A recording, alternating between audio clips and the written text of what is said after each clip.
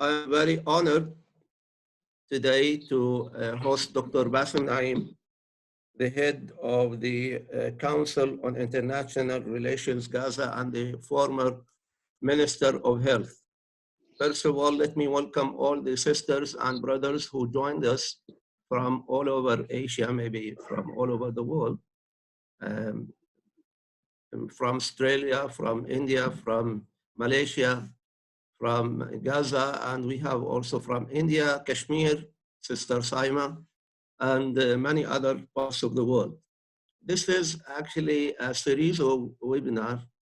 We will begin by Palestine and with Dr. Bassem Naim, but our plans include talking about other countries, especially Asian countries, and maybe also Arab countries, especially those with unstable condition.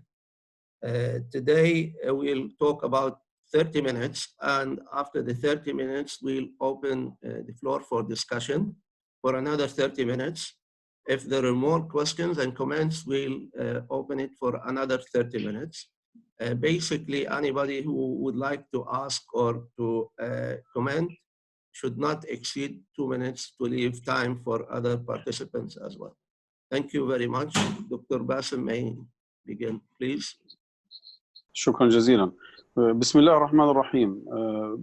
First of all, I would like to express my appreciation for all participants from different Asian countries and other countries, and my great thanks for Brother Abu Salam and his institution to organize this webinar. Starting talking about Palestine, and this is not something strange to start with Palestine, as long as the Palestinian cause was and is still the central issue of all Arabs and Muslims around the world, and we have to keep it like this. Finally, before starting talking, I want to apologize if something in English will not be correctly said or accurately said. You can freely raise hand and ask again. It is a discussion between brothers and sisters, and feel free to ask again. Maybe I want to talk around maybe 20 minutes to 30 minutes. Then after that, I leave the floor for further questions in depth and in detail. If it's okay, we can start.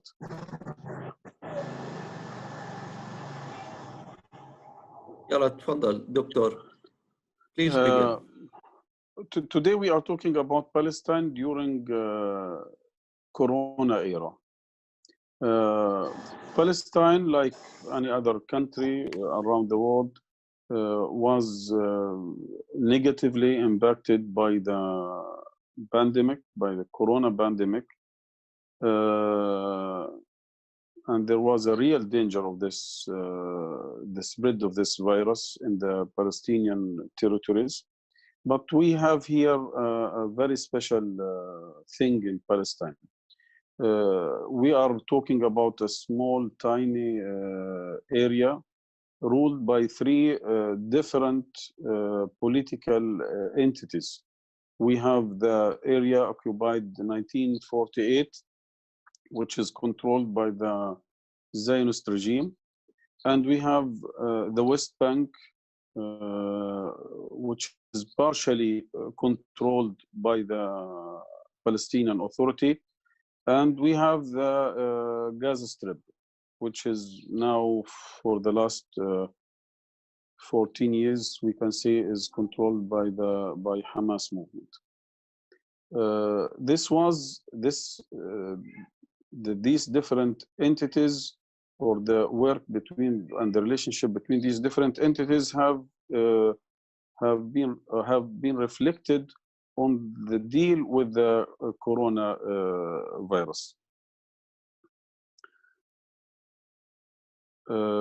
For example, we have 3 different health systems with totally different resources, rules, and the regulations.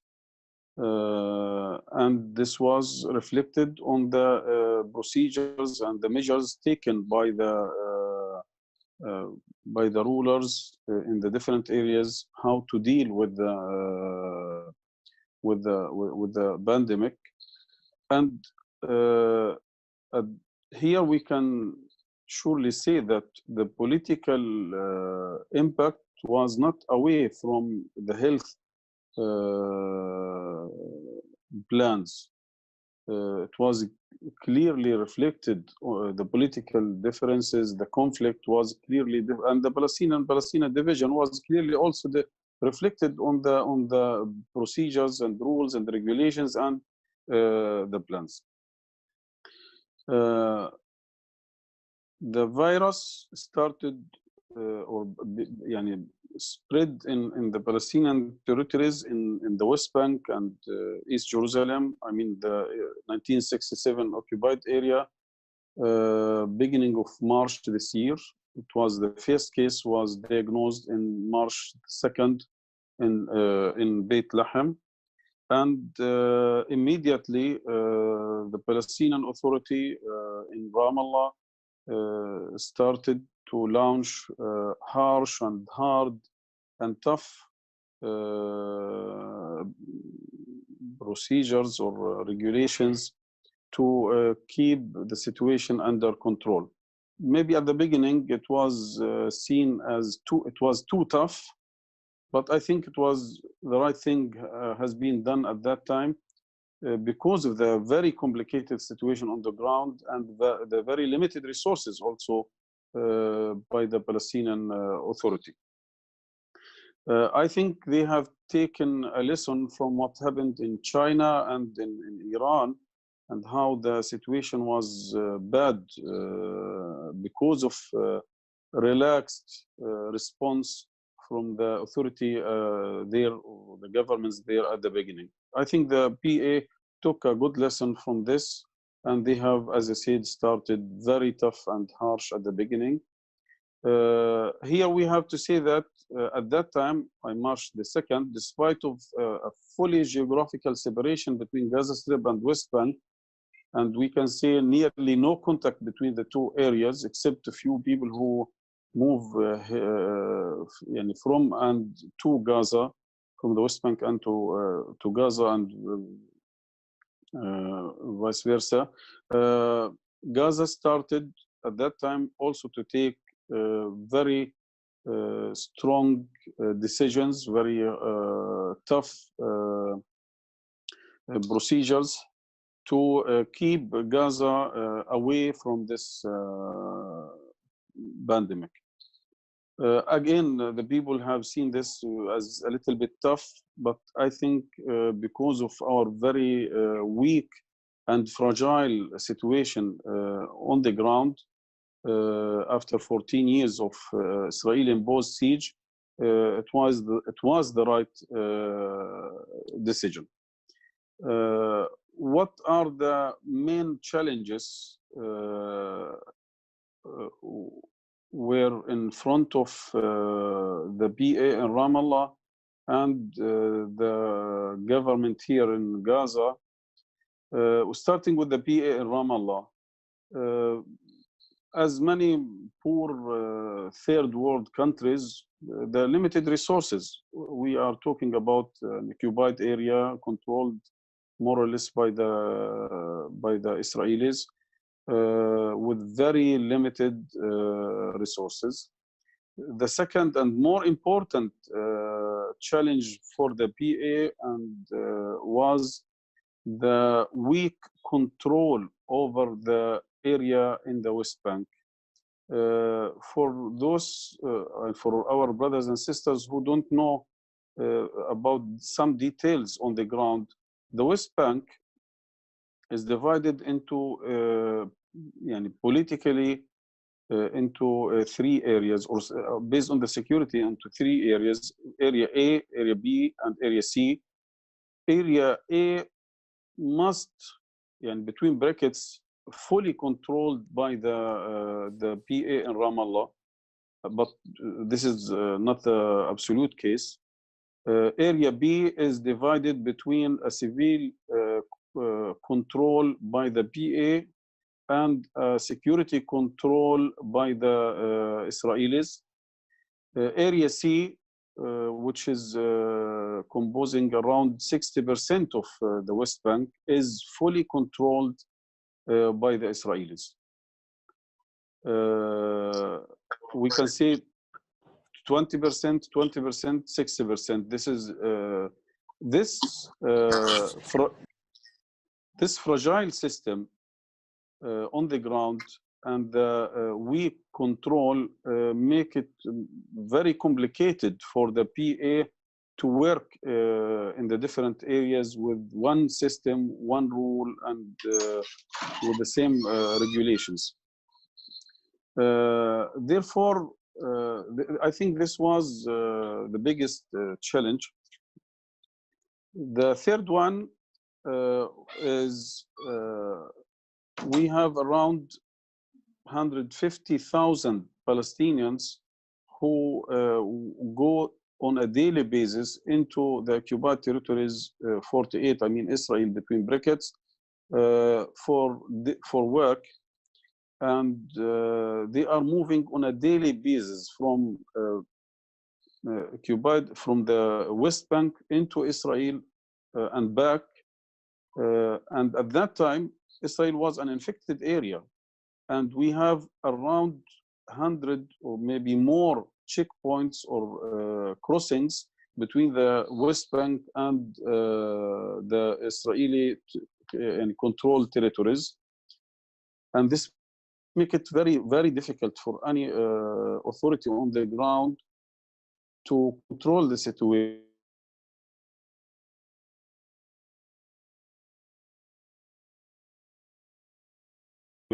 To find something to eat. You cannot ask them simply to stay home and don't go to work without subsidiaries. This was maybe the third and most extreme or difficult challenge for the PA. When it comes to Gaza,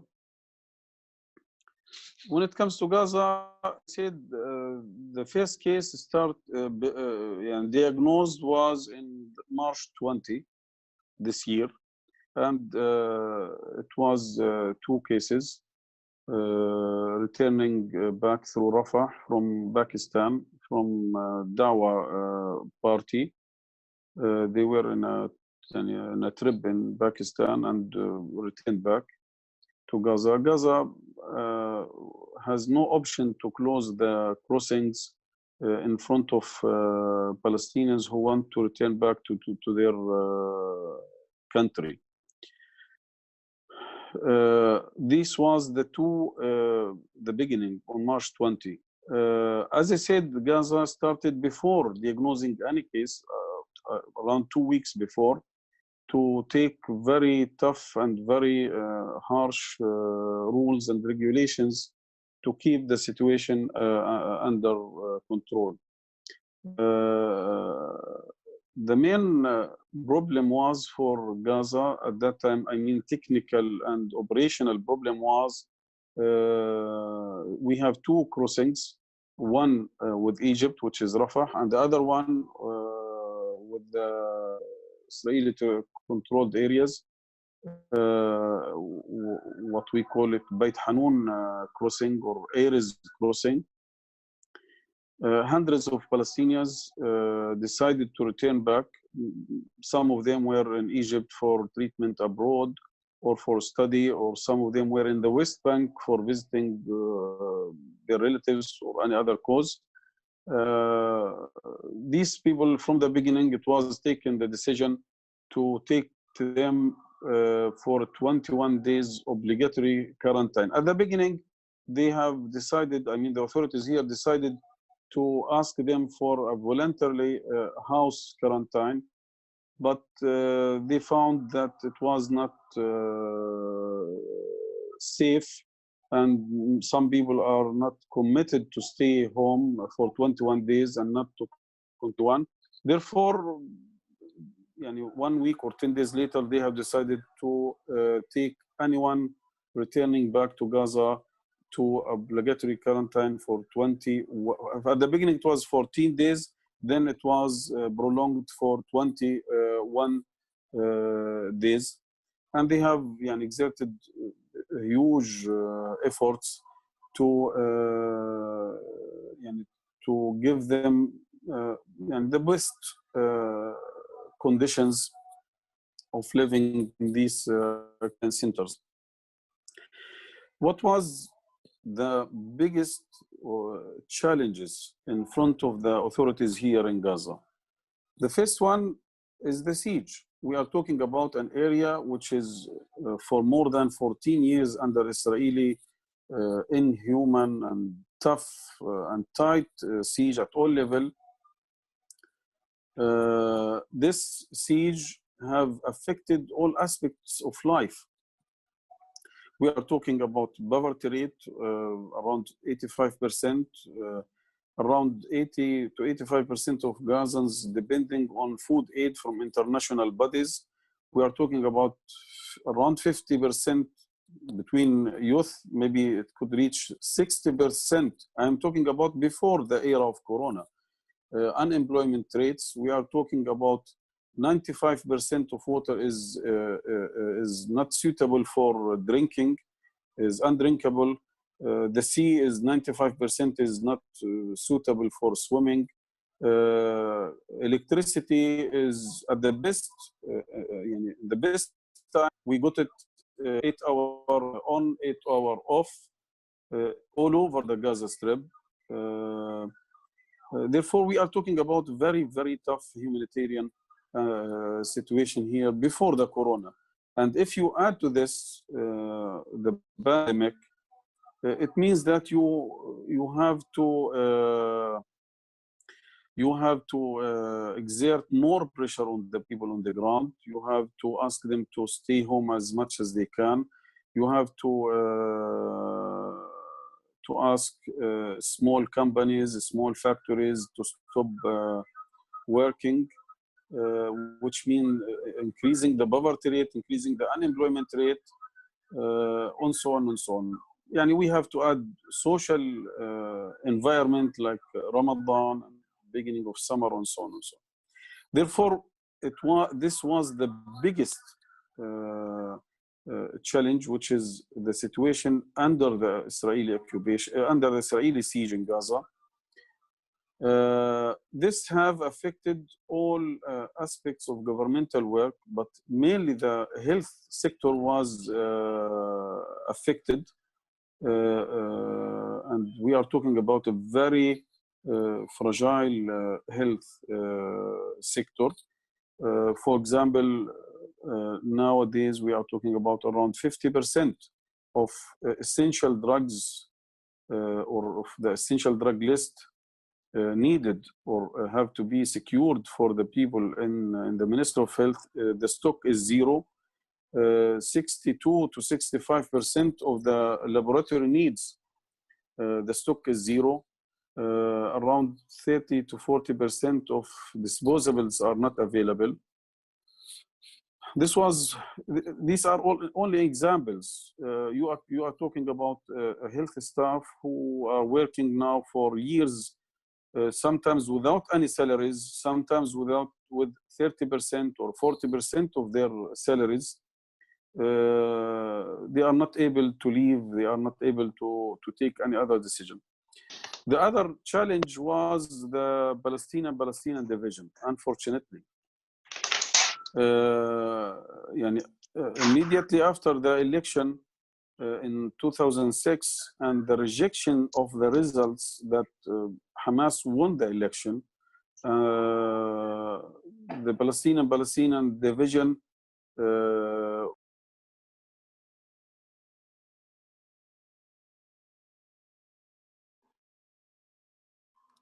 lost the sound. Dr. Bassem, صوتك راح.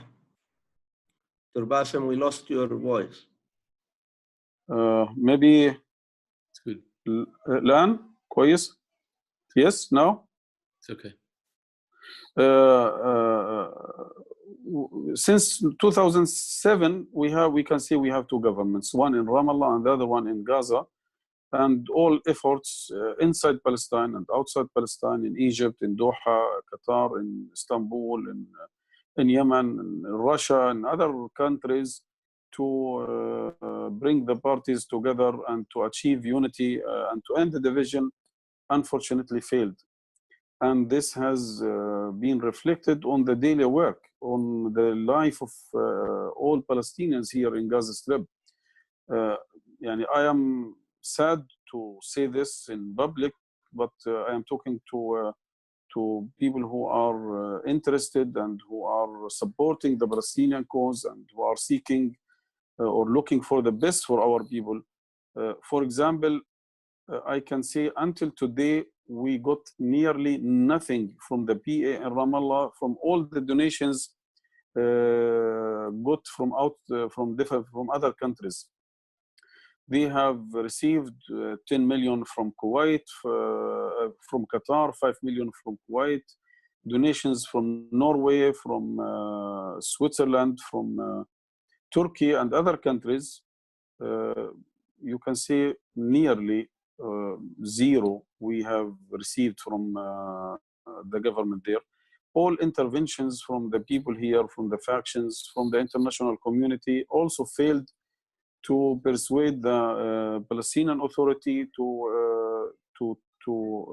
take seriously their responsibilities regarding our people here in Gaza. The third challenge was the financial resources. Because of the siege and because of the embargo and because of the international embargo on money transfer to Gaza, even if you have the plans and you have you cannot buy your needs from any source because you don't have the financial resources. And this was very, I can say, for example, we have made hundreds of PCR tests to we are constrained. Serious to diagnose the positive or negative cases for public anytime. We have a limited number of PCR tests. We have a limited number of PPE kits to protect the staff and to protect the people. We have, as I said, the laboratory needs, which is essential for examining and testing the cases in a proper scientific way. 60%, 62% of the needs are stocks. Very limited number of ventilators, very limited number of beds. This was one of the biggest challenges. The fourth challenge was the closed borders. The borders are totally controlled by the Israelis. And the only one with the Egyptians, which is Rafah, is also controlled by the Egyptians. We cannot decide to open or to close the border. Therefore, if we need of anyone decide to come or to send some aid to Gaza, we will have some problems with getting these donations in because of the closed and the complicated coordination with the Israeli authorities. Lastly, I have to say that the biggest challenge was the overcrowdedness of the area here. Gaza Strip is one of the most populated area on earth. You can imagine that some refugee camps, like beach camp, we have 1 square kilometer where around 100,000 people are living. You can imagine what does it mean if we have the pandemic the corona pandemic between such a group of collection of people. I mean, overcrowdedness was one of the biggest challenges for the people. Anyway, to come to the more serious points, yani total cases in the West Bank and Jerusalem was 547 cases. 4 of them died. In Gaza, we have only 20 cases, thanks Allah. 14 of them recovered, and the other six are still under treatment. Yani, Alhamdulillah, most of those patients have either no symptoms or very simple symptoms like a little bit fever or something. But in general, the situation here is under control. Maybe this is the only positive thing of being besieged for 14 years, that the movement from Gaza and into Gaza is very, very limited.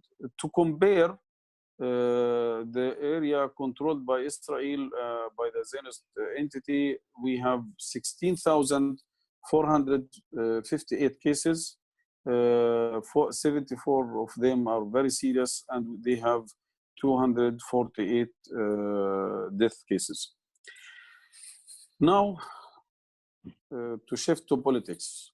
What is the real danger at the Corona era for Palestine and Palestinians in general? Sure, to be threatened by Corona pandemic with this very complicated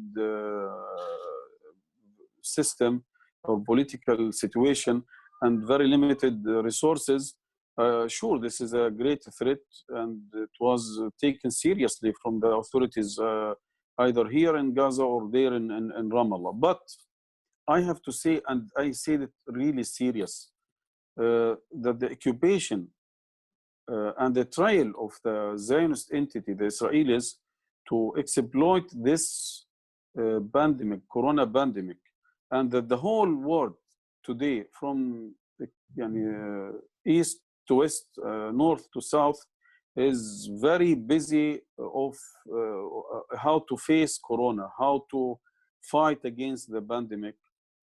This was taken seriously by the Israelis and exploited very strongly to pass their long term and long standing at the same time. It is not new. What we are seeing today is not new after Corona. It is a very long standing and long term and dreams of the Israelis. They have, I think, a strategic opportunity now, based on their analysis. They have a strategic opportunity. The international community, the whole world, all countries are busy with their own problem with Corona and how to fight Corona. And at the same time, they have maybe for the strongest American administration supporting these Zionist dreams of having the whole Palestine under their control as a step on the way towards the great Israel, from Euphrates to Nile. When we say that the Israelis have exploited this situation, it is not an analysis or a dream or no. You can go back to the letter sent by 130 parliamentarian in UK to Boris Johnson about the Israeli plans to annex the rest of the West Bank. And they have said it clearly that Israel is exploiting or using the time of Corona to pass their plans. You can go back also to the UN press releases and decrees where they have said it different times that we are warning, they are warning Israel not to use this time to implement their plans on the ground.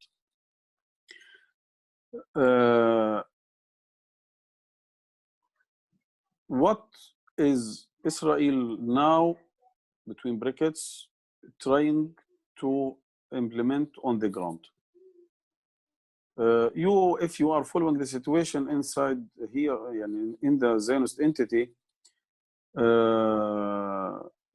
you will be aware that they are now for more than 1.5 years, they don't have a government. And lastly, last 2 weeks, they were able to reach an agreement between the two biggest parties to have a unity emergency government.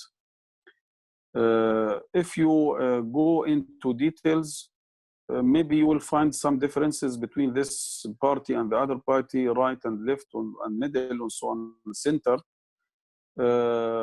when it comes to the Israeli issues. But when it comes to the Palestinian issue, you will not find right or left or center. They have, all of them, they have the same position. And even what so-called leftist parties, in the last 10 years, they have shifted extremely towards the right to survive and to continue present in the Knesset. What are the main, the headlines of these Israeli plans during the next time? These are the same plans of the century deal, what's so-called century deal, or Trump vision to peace and prosperity in the area. And by the way, many documents indicating that this plan was written by Zionists, by Israelis, by Zionists in the administrations in cooperation with the Israelis, or Israelis in cooperation with the Zionists in the administration, and read only by by Trump in the press conference. The first step is to annex the greatest part of the West Bank. Now they are talking about Area C, which is composing around 60% of the West Bank, including the Jordan Valley. This will be annexed and considered as part of the state of Israel by all practical and legal means.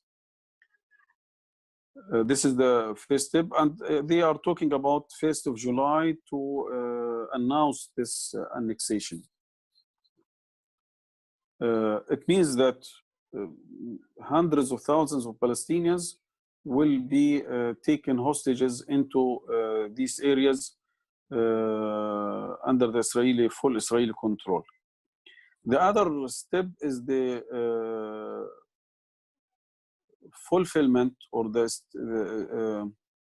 continuation of the Judaization of Jerusalem and the suffocation of the presence of the Palestinian presence in the city. They are using all means, arresting the people,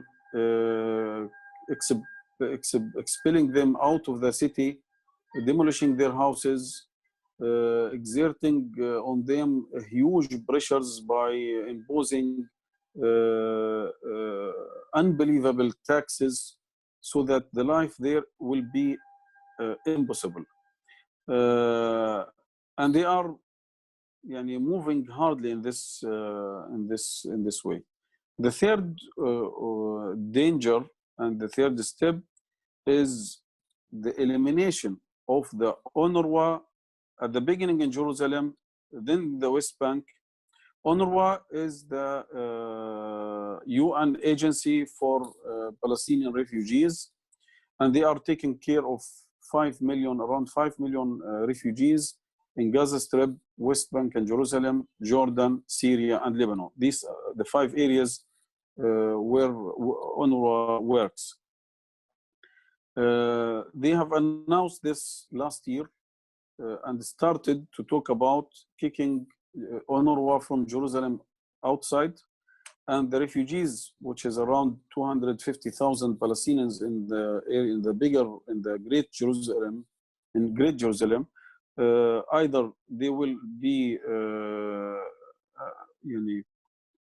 ruled or controlled, or I don't know how can we express it, by the Palestinian Authority. I mean, they can get their services, health and education and social affairs, either by the Palestinian Authority or by the Israeli. They have said we can take over and we can be responsible for education, health, and social affairs of the refugees in Jerusalem.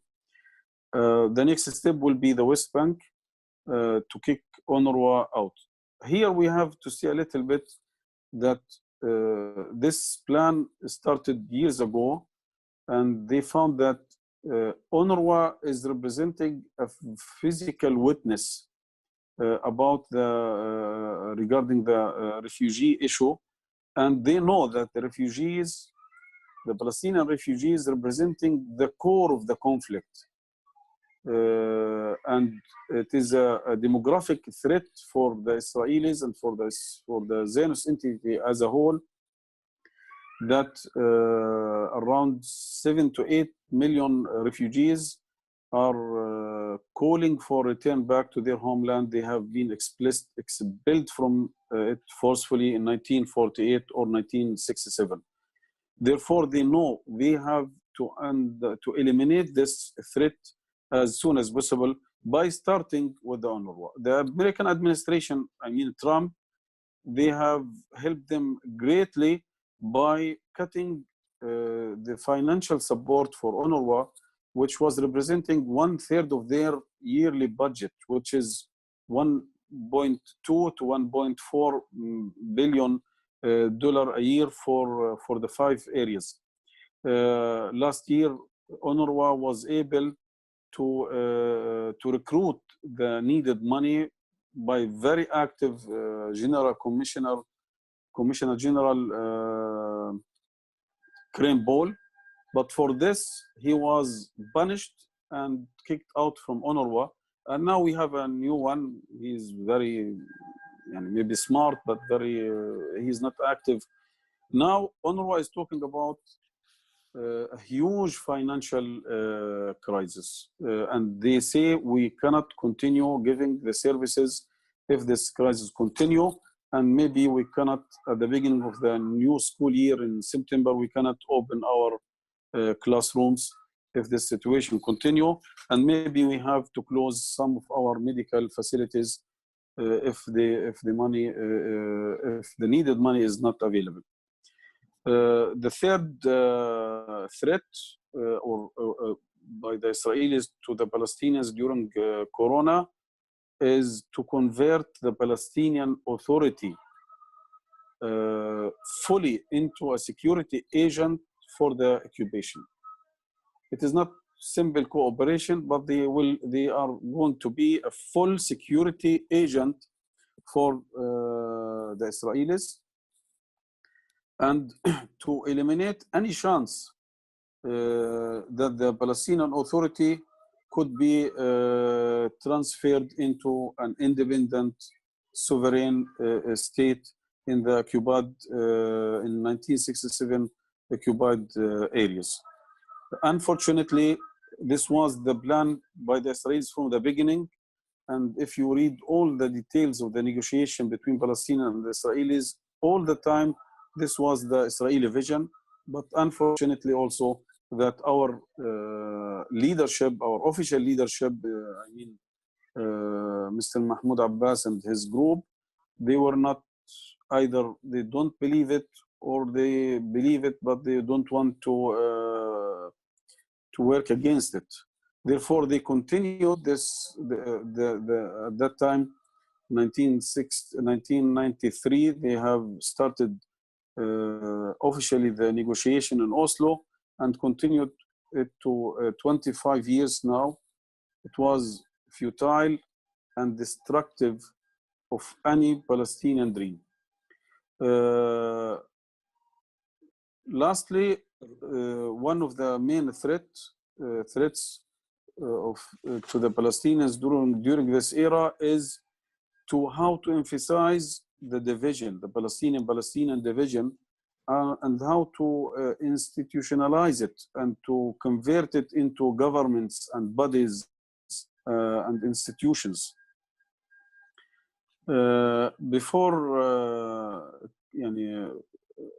ending my speech, I have here to say that one of the most serious dangers to the Palestinian cause at this time, it is what the so-called normalization of the relationship between different Arabic and Islamic countries and the Zionist entity.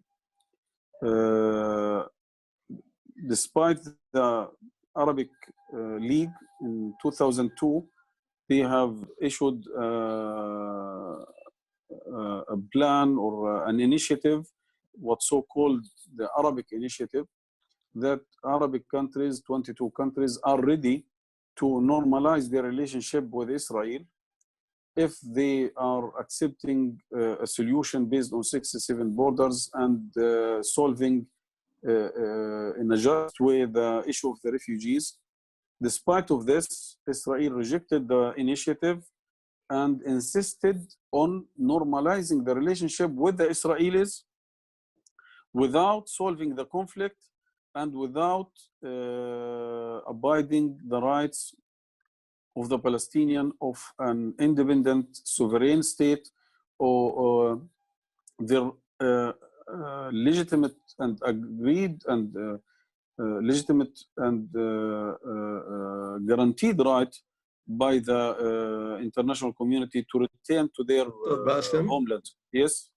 إذا سمحت لي أنت تجاوزت الوقت ب 12 دقيقة فإذا ممكن I am ending. conclude. Therefore, I have to warn greatly to from this new wave of normalization of the relationship between Israel and different Arabic countries, Islamic countries, and some of our friends. We are talking about India and Brazil and other countries who were historically supporter of the Palestinian right. These are the main points I want to talk about today, and I thank again all participants for their precious time, and also for Brother Abu Salam, Brother Muhammad, and his group to organize this webinar. Thank you very much, and Assalamu alaikum wa rahmatullahi wa barakatuh. Just a quick summary of what Dr. Bassem said. Basically, he talked about the condition under the Israeli siege and the main challenges, including the difficulties in getting medical staff in, and the unemployment among the youth. Also, the financial challenge, monetary embargo, made it difficult to buy the needs such as toolkits and other health needs. Also, the closed borders, which also made it difficult to get donations in. Another one is the overpopulation in Gaza Strip in particular, where sometimes 100,000 people are accommodated in 1 square kilometers. Other things Dr. Bassem alluded to is that the Israeli occupation is taking advantage of the pandemic to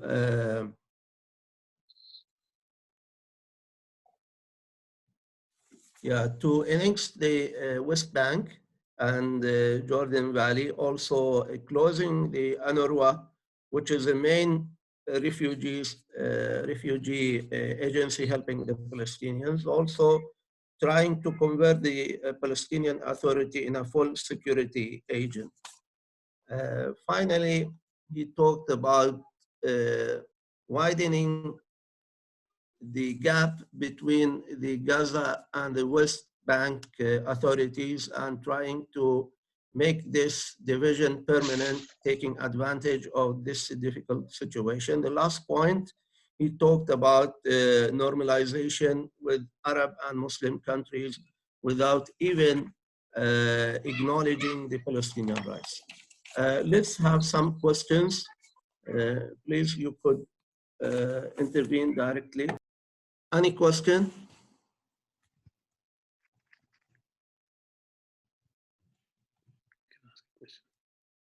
Yeah, Dr. Peter, please, go ahead. Thank you. First, I'd like to thank Dr. Bassem for this presentation, and it's a privilege for me to be able to participate. Thank you, Dr. Makram, as well. Obviously, for those of us activists involved in the Palestinian cause outside, the question I'd like to ask following your lecture is what you would suggest we can most usefully do, not just under the pandemic, but more generally. In particular, you mentioned the division between the Palestinians in Gaza and in Ramallah. That's been a sensitive issue for activists. There's been some reluctance, I can say, here among Palestinians involved in the cause to address that when we're talking to our politicians. I wonder if on that issue you can indicate what you would recommend as advice, whether we as activists and advocates, in that regard specifically, I'd be very grateful for your guidance. Thank you very much for your important and practical question. I think all brothers, sisters, and friends, supporters outside Palestine, they have a great role to do in supporting Palestinians. First of all, I have to say that Israel is depending hugely on the image of Israel in the international community. They are trying to reflect themselves as the democratic, most civilized state and country. But this is not the reality. If it is a reality, it's only between Jews. It is not with others living here.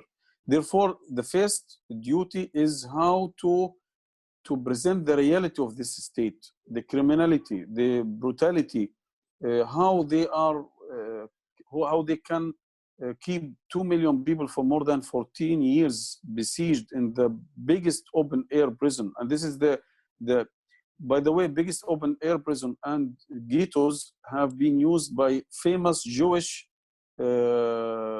lecturers and figures around the world. The second thing is how can our friends around the world keep the Palestinian issue present on the table? The Israelis is trying all what they can to push this question, the Palestinian question, from the table, and for example, now in the Arabic area, they say the problem is not in the occupation. The problem is the conflict with Iran, for example. And therefore, we have to think of how can we together face Iran. You can go back to the Trump plan. No single word is talking about occupation or Palestinian as a political entity. The third point is the media. We have a great problem with the mainstream media. Maybe we have a little bit chance got through the social media, but even lastly, maybe you have heard that last week Facebook have closed many Palestinian accounts and pages, and only because you are talking about the reality. Therefore, how can we reach the mainstream media? How can we reach the simple citizen in the different countries? The fourth thing is how can we collect a grassroots support for the people on the ground? The people here, I have said 85% of Gazans are suffering of poverty or depending on international aid. 13,000 staff, health staff, are working now for years without any salaries. How can we lift the siege? How can we break down the siege? How can we concentrate on? Lastly, I have to say that our supporters outside have to take seriously the chance of legal work and to bring the Israelis accountable for their criminalities. Everywhere, in Australia and India and Belgium and everywhere, they are afraid, really seriously afraid of being accountable for their crimes. Thank you very much. Yeah, thank you. Any more questions? Okay, let me have the liberty to ask you a question, Dr. Bassem. Yes. Yeah, about the annexation, actually, I feel very worried about this important move that actually could undermine the idea of a Palestinian independent state. How do you propose facing this kind of move? Thank you very much. This is also a practical question we have to face in the next few days and weeks, because as I said, they are talking about 1st of July. I have to say at the beginning that now we are living in a de facto apartheid state. A canton in Gaza and dozens of cantons and islands in the West Bank. If they annex the West Bank, it means we are living in a de facto, but also in a legal, an apartheid state. And at the international level, first we have to fight this racism and this kind of regimes, as we have done in South Africa and in different other areas. Second, starting from down upwards, I think Palestinians first, they have to end their division and not to give anyone a chance to use this division as an excuse for being reluctant or not to want to help Palestinians, because many Europeans or some countries say, okay, what can we do if the Palestinians themselves are divided and they are not willing to move? We have to end the division. We have to mobilize the people on the ground to protest by all means, mainly non-violent means, but also even if violent, but again, at the end, violent means if it is a resisting of the occupation and oppression, it is a guaranteed right by the international law. But I mean, if we can start or we can mobilize the people on the ground to resist this annexation, because the Israelis are not willing to pay any price for this move.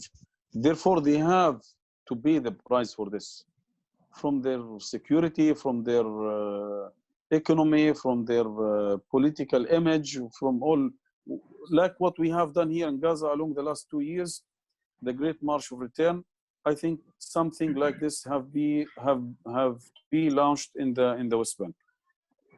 Thirdly, I think we have to go to international bodies. Okay, maybe by force they can impose their plans, but if we can go to international bodies, to the Security Council, to International Criminal Court, other ICC, or to The Hague, we have to keep fighting against the legitimacy of the presence of the Israelis in these areas. I think this is what we can do now. Finally, I think our friends all over the world, they have to exercise pressure on their governments not to recognize these steps and to fight against these steps.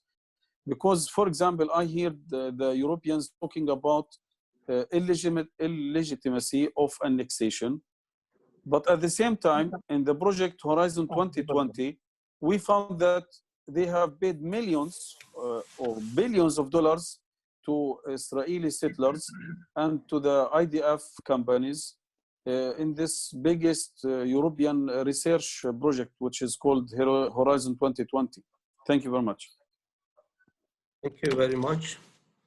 Any more questions? Can I just make a comment? Sorry? Can I just make a comment? I don't have a question, but a comment. Yeah, please. Saima, is it Saima? Yeah. Yeah, please go ahead. Thank you, Dr. Naim, for updating us about Palestine. Like, I literally felt while you were talking about the situations in Palestine, I felt like that you were talking about Kashmir, because that's what we've been going through as well. Like for the places like Kashmir and Palestine, it's not just a normal lockdown as it's in other parts of the world. It's like lockdown within a lockdown. Like we have been under lockdown for years altogether. And like for places like Kashmir and Palestine, even the internet doesn't work. Like recently, um, back in Kashmir, in a hospital they were supposed to carry out like emergency operations, but they could not because the internet was not working. The phone lines were snapped, and they could not call their staff to carry out the operations. So yeah, so patients were left like that. So it's a really tough situations for the places that are in like conflict, that have been in conflict for like a couple of decades now. So yeah, for the rest of the world, it might be like normal pandemic, like living in quarantine and stuff. But for the places like Kashmir and Palestine, it's a really, really tough time because we have a we don't have only a pandemic of virus, we have a pandemic of occupation as well. That has been there for years altogether. Like the occupations like Israel and India has literally like gone onto our nerves, and we don't know whether to fight coronavirus or to fight like the occupation. So yeah, thanks for telling your story. It makes us feel that there is somebody else as well out there in the world that goes through the same and that can identify with our pain as well. So yeah, thank you. Thank you very much. Any more questions? Yes. I think Mutia was want to do a comment. Yeah, please. Go ahead, Brother Moti. Alaikum. First of all, I would like to thank Dr. Bassem for this discourse. My question is, how do you in Gaza see the announcement of the International Criminal Court regarding investigating the Israeli crimes against the Palestinians? Thank you May very I much, add a Brother question Mutia. and you can answer them together? Yes, yes, please, go ahead. Yes. First of all, thank you for letting me in, and thank you for holding this meeting. And thank you, Dr. Bassem, for your lecture. My question is about you're talking about the Palestinian division, and that there is some countries, especially the European countries, use it as an execution,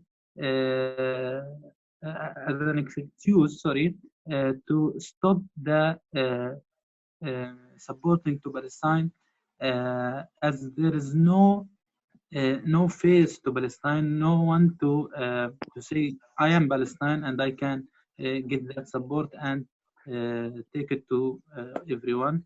So what is the practical steps that we can make to move forward to skip this problem? Thank you very much. Regarding the first question about the ICC decision, I think it is very important to keep pressuring the Israelis in all fields, including the legal aspect represented by the ICC. But at the same time, we have to be aware not to exaggerate our expectations of such institutions. For example, we have from The Hague in Netherlands in 2004 a clear court resolution that the separation wall in the West Bank is illegal and is a violation of international law, and is against international law. Okay, but practically, how was this converted on the ground? Zero. At the end, these big institutions, they are caring of so complicated balances that the outcome is very, very tiny, very, very, you can, but it is very important to keep fighting in these fields and to keep pressuring the Israelis. At the end, the Israelis, they can by force impose their plans, but as long as they don't have the certificate of legitimacy from the Palestinians or Arabs or the international community, they will continue to be unstable. they don't feel secure. They don't feel again. Therefore, I think it is very, very important, very crucial. And I know I am following this case very closely. I know how strong the pressure was exercised on Fatou Bensouda not to reach these results. Again, maybe practically it doesn't mean a lot, but it is very important and crucial. Regarding the second question, yes, division is disastrous, is harmful, is a catastrophe for the Palestinians. It has been used by many parties to get rid of their duties towards the Palestinians. Some Palestinians themselves, Arabs, Muslims, and friends around the world. And we should, and here we have to talk about 2 points. First, I don't accept from anyone who is believing on justice and who is believing on law and who is believing on human rights to use the Palestinian division as an excuse not to stand behind the Palestinians and not to support the Palestinian rights, because the Israeli plans started in 1948. It has nothing to do with the Palestinian division. Maybe the Palestinian division have make it easier for them, but it has nothing to do with the Palestinian division. And who, by the way, who is dividing the Palestinian and who is deepening the division? The Israelis. They are keeping the Gazans hostages in the Gaza Strip and preventing anyone from the West Bank to come to Gaza. Anyway, but at the same time, I have to say that we Palestinians, we have to continue doing all what we can, the maximum we can, to end the division and to reach unity and to have a unity government and a one united political representation in front of the whole world. I think Palestinians have in common much more and more than they have what can divide them. Believing in our cause, we are believing in, and at least all today believe in a state in 67 borders. I think we can do it if we have the will.